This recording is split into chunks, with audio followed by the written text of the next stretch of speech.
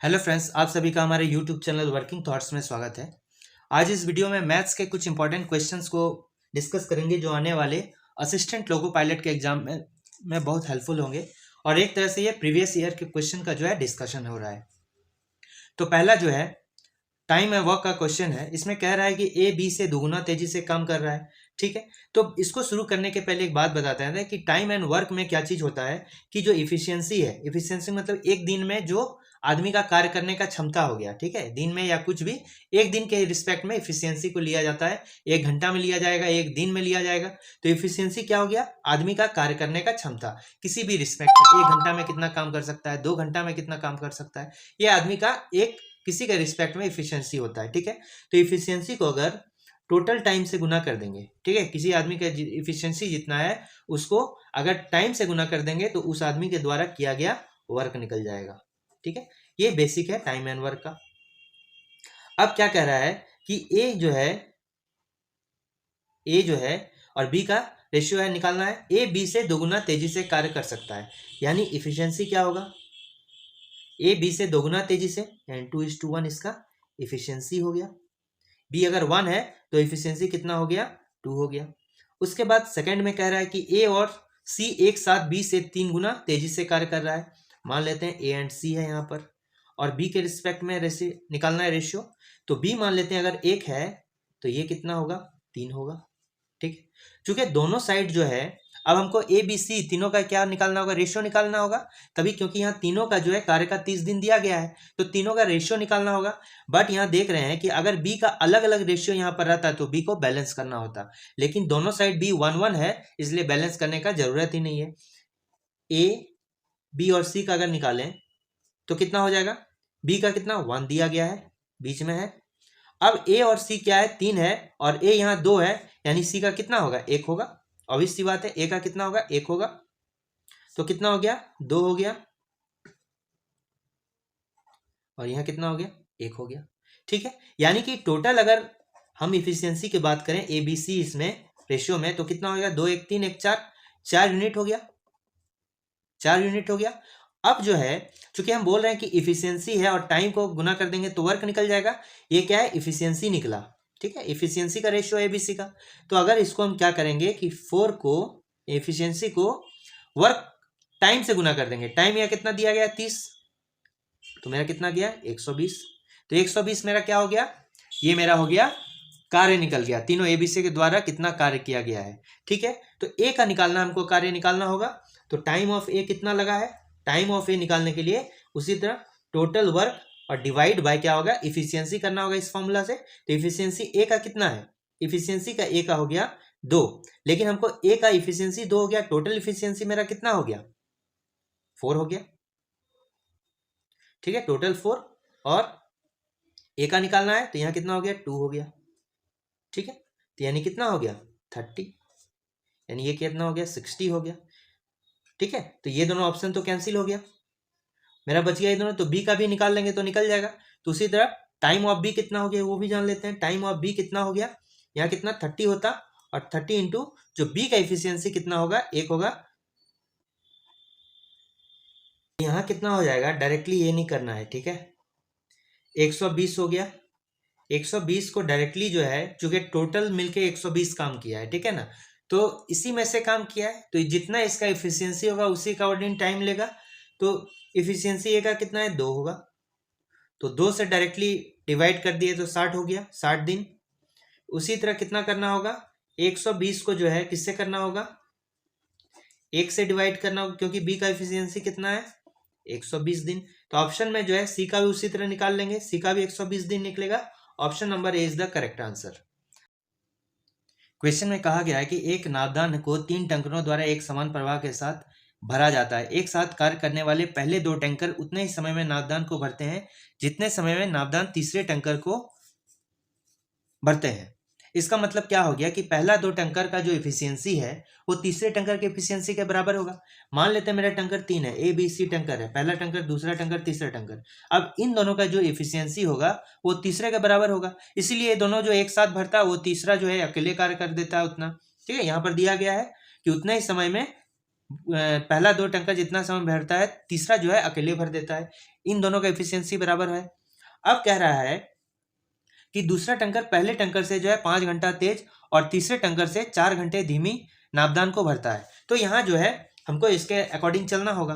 तो अकॉर्डिंग में कैसे आंसर बी को चेक कर लेते हैं डायरेक्टली, ये जो ऑप्शन से ही चलना होगा। अब देख लेते हैं और प्रत्येक ऑप्शन को लगभग चेक करना होगा हमको। तो पहले हम 15 को ही चेक कर लेते हैं। मान लेते हैं कि 15 जो है पहले टैंकर द्वारा आवश्यक समय क्या होगा। मान लेते हैं पहला टैंकर का कितना है समय, ए दिया गया है, ठीक है, ए दिया गया है पहले टैंकर द्वारा आवश्यक, तो इसी में से उठा लेते हैं। ए का दिया है, बी हो गया और सी हो गया। तो हम देख रहे हैं दूसरा टैंकर पहले टैंकर से 5 घंटा तेज। इसका मतलब क्या हो गया कि दूसरा टैंकर मेरा क्या हो गया, कम टाइम लेता है। यानी ये कितना होगा, जब ये 15 घंटा तो ये 10 घंटा लेगा। और तीसरा के रिस्पेक्ट में जो है दूसरा टैंकर तीसरा के रिस्पेक्ट में धीमी है, यानी तीसरा टैंकर से जो है दूसरा ज्यादा टाइम लगाएगा। यानी दूसरा वाला क्या होगा, 4 घंटा ज्यादा लगा रहा है, यानी 6 होगा। ठीक है, ये तो टाइमिंग हो गया। अगर ये 15 घंटा लगाता है तो बी क्या लगाएगा, 5 घंटा कम लगाए, क्योंकि बी पहले के रिस्पेक्ट में तेजी से कर रहा है, यानी कम टाइम लेगा। और वही जो है सी जो है दूसरे के रिस्पेक्ट में धीमा टाइम ले रहा है, यानी कि क्या हो गया कि दूसरा वाला जो है कम समय में ज्यादा टाइम ले रहा है इसके रिस्पेक्ट में, तभी ना धीमा होगा। ठीक है, तो अब इसका इफिशियंसी निकाल देंगे। इफिशियंसी निकालने का क्या तरीका, इस तरह का रेशियो रहेगा। तो इसको छोड़ेंगे, जिसके रिस्पेक्ट में इसको छोड़ दिए, इन दोनों को गुना कर दिए। ठीक है, अब बी का निकालना है तो इन दोनों को गुना कर देंगे, 15 गुना 6। अब सी का निकालना है तो इन दोनों को गुना कर देंगे, 150 हो गया। इसका मतलब 15 गुना 10 हो गया। अब इसको कटाएंगे तो कितना हो गया, कटा सकते हैं, 5 दूना 10, 5 तिया 15, 5 तिया 15, और कोई कटेगा, बिल्कुल कटेगा, 2 तिया 6। अब कितना हो गया यहाँ पर, 2 पंचे 10। ठीक है, यहाँ कैंसिल हो गया, 3 यहाँ से और 3 दूना 6। यानी इसका कितना रेशियो हो गया बताइए, रेशियो हो गया 2:, कितना हो गया, 3:5। ठीक है, अब देखिए ये जो रिजल्ट आया यहाँ पर क्या कर रहा है, जब ये रिजल्ट आ रहा है तो यहाँ पर हमको पता था कि और एक कंडीशन दिया गया है कि पहला 2 का एफिशिएंसी तीसरे के बराबर होना चाहिए। पहला का 2 का एफिशिएंसी लेंगे, 2 + 3 हो गया 5, और तीसरा भी हो गया 5, यानी ए प्लस बी का एफिशिएंसी जो होता है ये तीसरे सी के बराबर हो गया, यानी कंडीशन सेटिस्फाई हो गया। इसलिए option number B is the correct answer. इसलिए हमको कर करके देखना पड़ेगा। क्वेश्चन में कह रहा है कि एक दुकानदार अपने ग्राहकों को 20% छूट देता है और उसके बाद भी 25% लाभ प्राप्त करता है। ठीक है, तो 20% जब छूट देता है इसका मतलब कितना हो गया, 80% वो कमाता है। किसमें, अंकित मूल्य में। ठीक है, अंकित मूल्य में फिक्स्ड प्राइस में जो है क्या करता है, फिक्स्ड प्राइस अंकित मूल्य में 80% कमाता है, और वो वैल्यू कितना हो गया, वो विक्रय मूल्य के बराबर हो जाता है। अंकित मूल्य में मान लेते हैं कि 80% हो गया तो विक्रय मूल्य के बराबर हो जाता है। सेम जो होता है 600 रुपया जो पड़ता है, यानी सीपी पड़ता है उसको 600 रुपया कॉस्ट प्राइस पड़ता है, उसमें जो है 125% भी कमाता है। 25% लाभ हो गया, 25% लाभ हो गया तो टोटल सीपी में अगर 25% लाभ कर देंगे, यानी वो विक्रय मूल्य हो गया, दोनों का अगर ऐड कर देंगे तो लाभ में कितना हो गया, 125%। टोटल लाभ टोटल कितना हो गया, वैल्यू 125% हो गया, वो विक्रय मूल्य हो गया। तो वही हो गया कि ये जो है क्या हो गया कि 80% फिक्स्ड प्राइस जो हो गया विक्रय मूल्य हो गया, और 600 का 125% ये भी विक्रय मूल्य हो गया। तो ये कितना हो गया, फिक्स्ड प्राइस निकालना है, यानी 600 गुने 125% और डिवाइस बाय कितना होगा, 80%। 80% परसेंट कैंसिल हो गया, 0 0 कैंसिल हो गया। अब क्या करेंगे, 4 से कैंसिल करेंगे, ये 15 टाइम्स हो गया, ये 2 टाइम्स हो गया, यानी कितना हो गया, अगर देखेंगे ये तो कितना हो गया, 15 इंटू 125 डिवाइड बाय 2। ठीक है, ये कितना हो गया, ऑब्वियस सी बात है ये जो है पूरा पूरी तो नहीं कटेगा, ये पॉइंट में आंसर आएगा, तो पॉइंट में आंसर आएगा तो 937.50 रुपीज इसका करेक्ट आंसर होगा। और नहीं तो मल्टीप्लाई करके देख लेते हैं, 15 से करेंगे 75 5 7, 15 दूनी 30 7 37 3 18, ये कितना हो गया, अगर 2 से करेंगे तो ये 9 टाइम्स होगा, ये 3 टाइम्स होगा 7.5। तो मेरा option number A is the correct answer हो गया। ठीक है, इसका जनरल फॉर्मूला याद रख सकते हैं हम, MP by CP is equal to, ठीक है, तो CP यहाँ पर है, MP यहाँ पे, तो क्रॉस में क्या करेंगे, यहाँ पर 100% प्रॉफिट परसेंट, या हनी रहेगा तो माइनस हनी परसेंट लिखेंगे, और छूट है तो 100, ये क्या हो गया, छूट होगा, तो छूट मतलब क्या हो गया, लॉस परसेंट हो जाएगा। ये वाला मेरा आंसर होता है। ठीक है, मैं नेक्स्ट क्वेश्चन हो गया, यदि a plus 1/a+3 is equal to 16, जहाँ a एक शून्येतर वास्तविक संख्या है तो a² प्लस 1/a² का मान क्या होगा। हम जानते हैं कि अगर a प्लस 1/a का वैल्यू x है तो a² प्लस 1/a² का वैल्यू कितना हो जाएगा, x² - 2।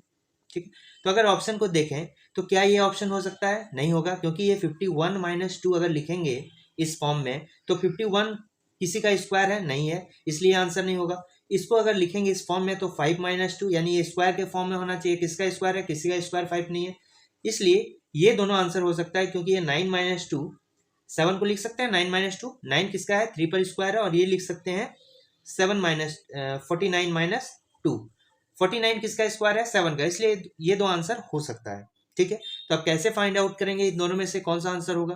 तो यहाँ पर आते हैं, यहाँ पर कितना दिया गया है कि अगर a प्लस 1/a लेते हैं प्लस 3 लेते हैं और स्क्वायर को तोड़ते हैं यानी √16 हो गया, तो यहाँ पर दो वैल्यू हो गया, एक +4 हो गया, एक -4 हो गया।